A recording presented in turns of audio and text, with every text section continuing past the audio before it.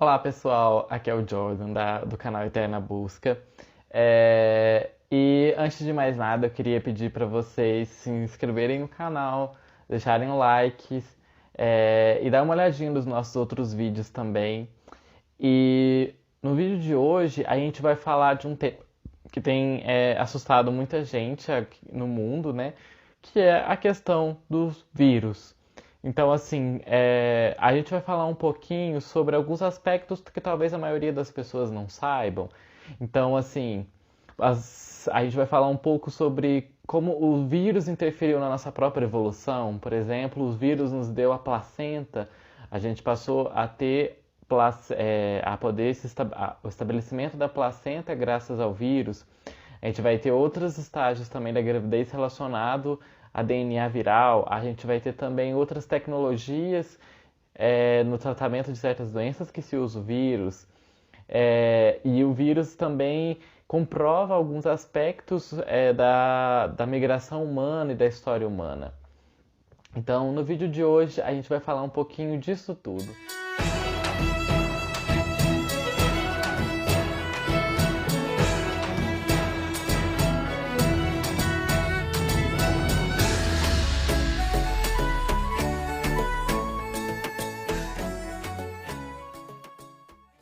Para o vídeo de hoje, eu quero falar que o roteiro, eu estou com um roteiro aqui hoje, né?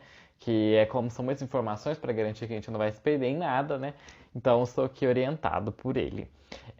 Eu gostaria de falar que esse roteiro para esse vídeo eu me inspirei especialmente no livro A História da Humanidade contada pelos vírus, bactérias, parasitas e outros organismos. Foi um livro escrito pelo Stefan Cunha Ujvari. Ele é médico infectologista do Hospital Alemão Oswaldo Cruz de São Paulo.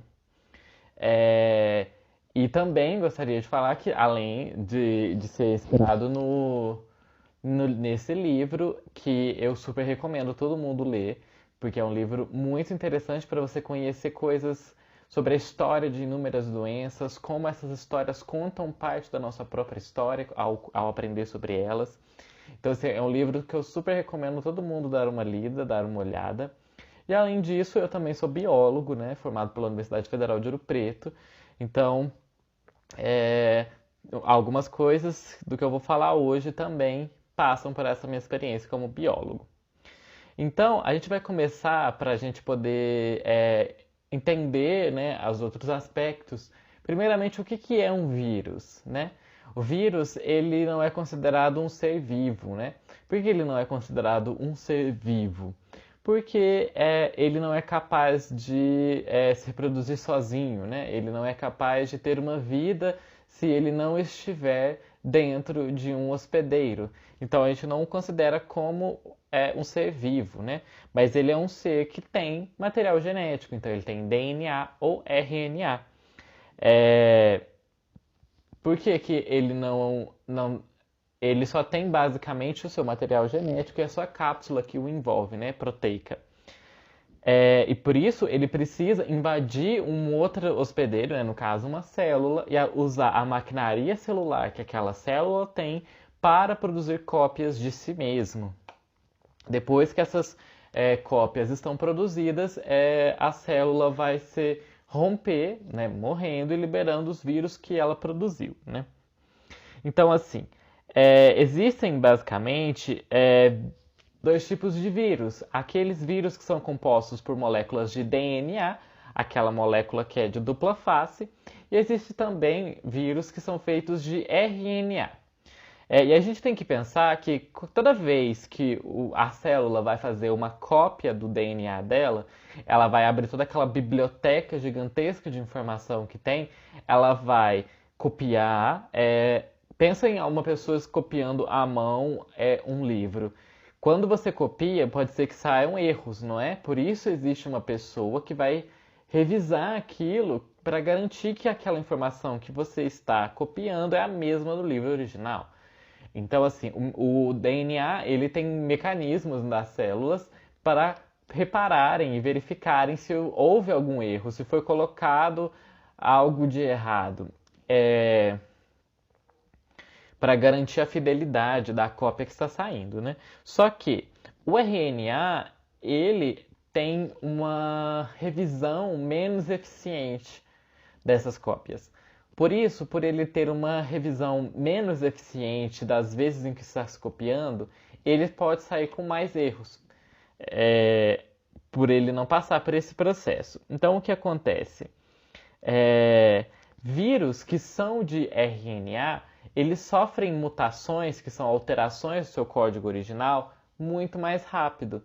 E essas alterações podem causar, fazer com que eles infectem outros hospedeiros que eles não infectavam antes, aumentar a sua taxa de letalidade, fazer uma série de outras alterações deste vírus, que antes não existia nele.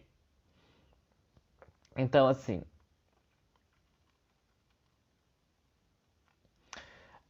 aí, a partir de que o vírus, né, como que o vírus ele vai infectar uma pessoa, né? Então, assim, primeiro a gente vai ter um paciente que nós vamos chamar, né, de paciente 1, e esse paciente ele vai transmitir o vírus para uma pessoa, que vai ser o paciente 2. E essa última pessoa vai passar o seu vírus, né, adiante para uma terceira pessoa, o paciente 3. Com isso, essas mutações que a gente vê que toda vez que o vírus ele chega em um indivíduo, um corpo novo, ele vai sofrer alguma pequena alteração do seu RNA. Tá? Com isso, cada vez que infectar uma nova pessoa, ele acumula pequenas mutações. Com isso, quando você pega o DNA viral, você consegue contar quantas mutações ele teve até regredir num ponto que você queira. Então, por exemplo, quando a gente chegar no paciente 10, por exemplo, dessa explicação que a gente deu, ele vai ser um vírus muito diferente do vírus 1, do paciente 1, por conta de todo esse acúmulo de mutações que ele sofreu.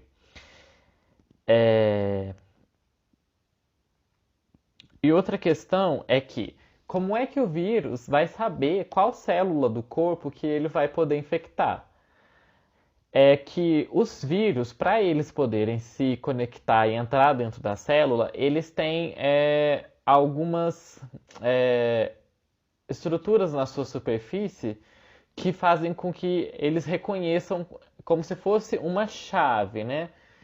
Que ela vai entrar na fechadura correta. Então, assim, aquela chave que o vírus tem só vai entrar na fechadura que lhe cabe. Então, ela só vai servir naquelas células que ele consegue reconhecer. Por isso que os vírus eles vão atacar regiões específicas, células específicas, porque ele vai ter essa capacidade de se ligar naquela célula através desses receptores específicos que cada célula tem.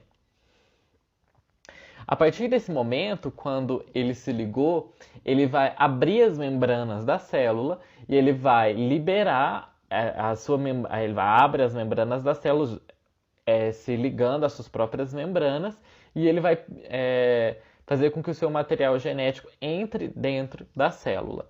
Quando o material genético dele, né, aqui a gente está dando o exemplo, por exemplo, do RNA. Quando o RNA entrar dentro da célula, lá ele vai pegar, ele vai comandar a maquinaria celular daquela célula por meio de algumas enzimas e fazer com que aquela célula copie o seu material genético. Depois que a célula tiver copiado, aí ele vai fazer com que a célula se rompa, pegando partes da membrana da própria célula, encapsulando esses materiais que ele produziu. E aí a célula morre nesse processo, liberando todas aquelas cópias que ela fez do vírus, né? Então, assim, é interessante pensar que quando o vírus ele faz esse tipo de coisa, ele pode, quando a célula está copiando partes de um outro organismo, quer dizer, quando a célula está copiando esse DNA, esse RNA, ela pode, na hora que ela vai encapsular, porque ela precisa pegar todas aquelas cópias que ela fez, colocar dentro de um envelope e liberar. Nesse processo, ela pode encapsular também partes do próprio DNA dela. Então, cada vez que o vírus infecta uma célula, pode ser por algum erro que aquela célula englobe partes do material genético dela mesma. Então, o vírus, ele incorpora parte daquele seu hospedeiro. Então, o vírus, ele pode englobar partes de outros vírus que estejam, por exemplo, sendo replicados na mesma célula que ele. Um exemplo claro para entender isso é se você imaginar que tem uma papelaria e essa papelaria é a célula, né? E existem dois clientes que vão vir nessa papelaria e eles vão pedir. Cada um desses clientes está vindo com um pacote com 8 livros dentro. O primeiro cliente entrega para a papelaria e pede para tirar 10 cópias desses 8 livros que ele está trazendo. E, simultaneamente, outro cliente chega e pede também 10 cópias de outros 8 livros. A papelaria vai fazer as 10 cópias. E a gente tem que imaginar que esse envelope contendo esses 8 livros é o vírus. E a célula é o equivalente à nossa papelaria aqui. Quando a papelaria estiver fazendo todas essas cópias, ela vai depois embrulhar todos esses livros e devolver para cada um. Só que, às vezes, por algum engano, pode ser que ela troque os livros e ponha livros que não faziam parte do pacote original.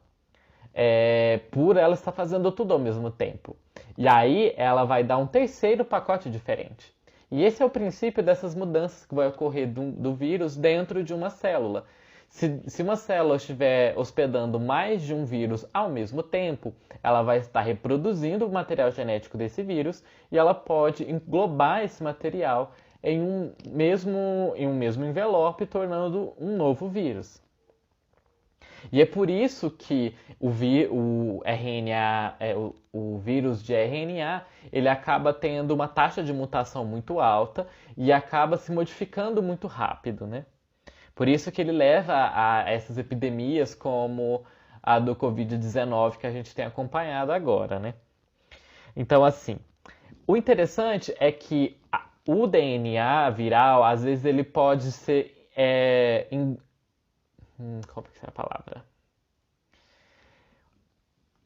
Às vezes o DNA viral, ele pode se juntar, não sei se é essa palavra mais correta, mas ele pode se acoplar ao DNA daquele hospedeiro.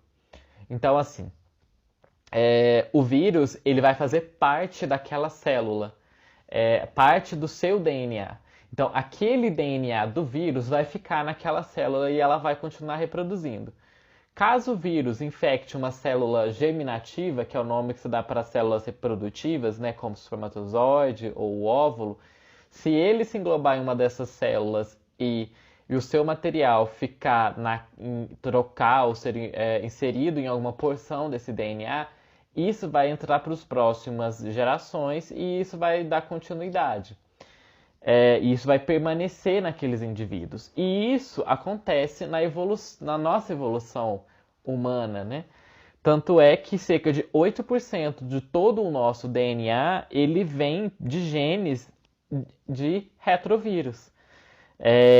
Porque ao longo de toda a nossa evolução, a gente teve várias infecções virais que elas acoplaram pequenos pedaços do seu RNA no nosso DNA, e com isso a gente tem essas porções no nosso corpo até hoje, que são os chamados retrovírus endógenos humanos. E eles, a gente pode dizer que eles são fósseis da nossa história evolutiva, fósseis que indicam quais os tipos de infecções que a gente teve no decorrer da nossa evolução, né? E aqui tem particularmente desses retrovírus, que ele tem uma importância vital para a nossa evolução, que o papel mais importante que ele causa é que ele nos deu a capacidade de ter uma placenta. Então, assim, os mamíferos desenvolveram, né, essa habilidade de gestar os seus filhotes dentro do próprio corpo. E a placenta, ela é Ela que vai fornecer o oxigênio e o nutriente para a nutrição, né, do feto que está sendo gerado. E quando o zigoto, né, que é a junção ali do espermatozoide e o óvulo, passam por todo o caminho até chegar no útero, quando ele chega ali, ele vai se fixar nas paredes uterinas e ele vai começar um processo de invasão das paredes uterinas e ele vai criar como se fosse raízes na parede do útero, procurando se fixar ali para começar a formação da placenta propriamente dito, né? É, que é essa placenta que vai sustentar o feto. Então, assim, se a placenta, nesse momento em que ele está fixando, né, digamos assim, as suas raízes na parede uterina, ele não conseguir fazer isso direito, isso vai fazer com que aquele feto seja abortado. Então, tem que ter um mecanismo para fazer com que haja junção das células corretamente das paredes do útero com as células das placentas que vai ser gerada, né, do feto. E isso se deu graças à ação de um retrovírus. Então foi assim, graças à incorporação de um pedaço de um DNA viral no nosso DNA, que originalmente esse gene ele era responsável pela fixação do vírus na superfície celular. Sabe aquele momento em que ele, né, chega na célula e se conecta e gruda nela para poder abrir as membranas e liberar o seu DNA? Então, essa característica de grudar e fixar uma membrana na outra, essa foi a passada para nós e foi o que permite com que a placenta se fixe corretamente na parede uterina. Outra característica, outro DNA viral muito importante que acabou se acoplando ao nosso DNA é também genes de retrovírus que vão auxiliar na produção de proteínas que vai conduzir o processo da própria gestação. Que essas substâncias que vão ser produzidas pela placenta vão diminuir uma defesa materna na região em que a placenta está ficando. E aí isso vai reduzir o risco da rejeição materna ao feto, né? Então, essa substância que ela diminui a ação supressora do organismo, muito provavelmente também, segundo os estudos, vieram de uma característica de um retrovírus também. E outra característica bastante importante do DNA para a medicina atualmente e para várias descobertas científicas da área de genética é que foi-se descoberto que algumas bactérias, dentro daquele processo que eu expliquei antes, de que quando o vírus chega lá dentro e ele toma conta da bactéria, né, ou da célula e usa o maquinário celular dela, fazendo com que elas fossem, né, um zumbi, eles conseguiram ver que algumas bactérias conseguem detectar que existe um RNA estranho dentro do corpo dela e ela consegue usar uma enzima e essa enzima ela é capaz de cortar esse RNA em pedaços, impedindo que esse RNA tenha ação efetiva dentro do corpo dela. Então é uma ação preventiva contra os vírus. Mas e por que isso seria importante para a gente? Né, para a medicina, é que essa enzima que corta o DNA, ela passou a ser usada para cortar o nosso DNA quando a gente quer estudá-lo, porque é muito difícil você estudar uma molécula gigantesca do DNA, né? Então, quando você quer fazer algo, por exemplo, um teste de paternidade, você compara pequenos trechos do DNA. Então, essas enzimas descobertas vão facilitar com que você possa pegar pequenas partes do DNA. Para que você possa usá-lo em outras coisas. Assim como também, partindo desse princípio de que você pode cortar pedaços do DNA, desenvolveram-se, né, na área de genética várias enzimas e outras que buscam cortar eficientemente certa porção do DNA e aí, além de cortar, inserir em outros indivíduos. Então, assim, é aí que a gente tem o surgimento dos transgênicos também, né? Que a gente vê que os cientistas são capazes de cortar um gene, por exemplo, que dá resistência a um determinado vírus, e inseri-lo em uma planta, como é o caso do mamão, por exemplo, de uma praga viral muito séria que teve no Havaí, e na qual os cientistas descobriram e conseguiram inserir uma pequena porção gênica do vírus na planta e fazer com que a planta consiga impedir que o vírus se estabeleça dentro dela. Outra característica também que os vírus vão sendo importantes é que o vírus, com essa habilidade de reconhecer especificamente uma célula e atacá-la, a gente pode usá-lo, essa mesma habilidade, para fazer com que ele ataque células cancerígenas, por exemplo.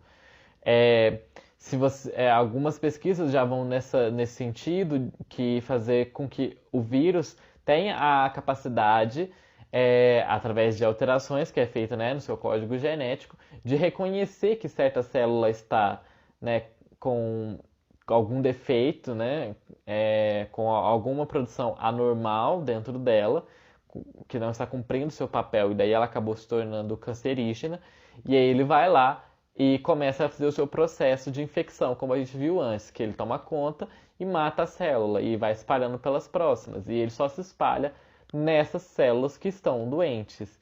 Então, assim, são características muito importantes para o avanço da medicina, né? Então, assim, a gente vê que às vezes a gente tem talvez não a noção completa de todas as potencialidades que algumas coisas trazem, né? Os vírus, eles podem trazer coisas terríveis e doenças terríveis, que vai ser o tema do nosso próximo vídeo. Então não deixe de se inscrever aqui no canal para não perder. E no próximo vídeo a gente vai falar um pouco sobre a origem e evolução de algumas doenças, especialmente da gripe e também do HIV, né, da AIDS. Então a gente percebe que o vírus trouxe inúmeras doenças, né, para o ser humano, porém o vírus também trouxe alguns benefícios, como a gente viu nesse vídeo de hoje. Então, assim, existe sempre um aspecto positivo e um aspecto negativo em tudo, né? Não é sempre que ele vai ser o vilão, não é sempre que ele vai ser o mocinho, né?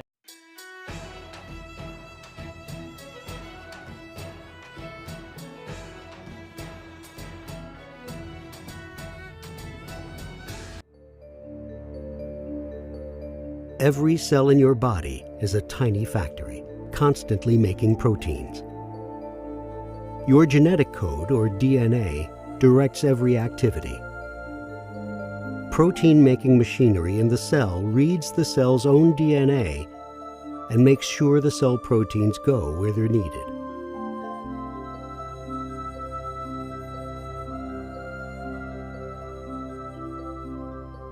Viruses have their own genetic code, but they don't have the machinery to copy their DNA. So viruses need your cell's machinery to reproduce themselves. A virus starts this process by using the keys on its surface to gain entry. Like a Trojan horse, it enters the cell. The virus releases its own DNA into the unsuspecting cell and hijacks the protein-making machinery. Now, this vital cell function becomes an assembly line for new virus particles. No longer in service to your body, the cell now serves the virus, manufacturing thousands of new virus particles, which are released to enslave more cells, thousands and thousands more.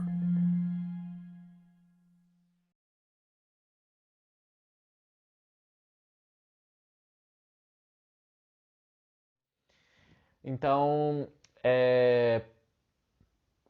pro vídeo de hoje é isso, pessoal. E espero que vocês tenham gostado. E não deixem de deixar like, deixar aqui nos comentários também outros temas de vídeos que vocês gostariam de ouvir, perguntas que vocês queiram saber, e outros temas. E a gente se vê no próximo vídeo. Muito obrigado!